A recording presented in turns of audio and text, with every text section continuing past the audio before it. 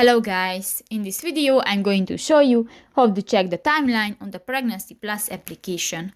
But first of all, I just want to mention, please don't forget to subscribe to our channel, because at 100,000 subscribers we are going to show you our YouTube revenue statistics and growth strategy, how to make money online.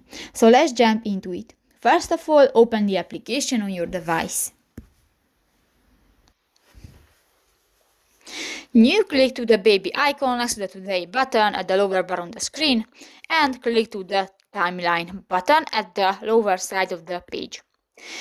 And here you can check the timeline and you can go another weeks.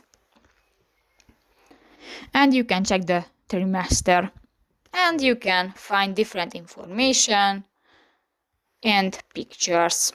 So that's pretty much it for this video, guys. See you in the next one. Bye bye.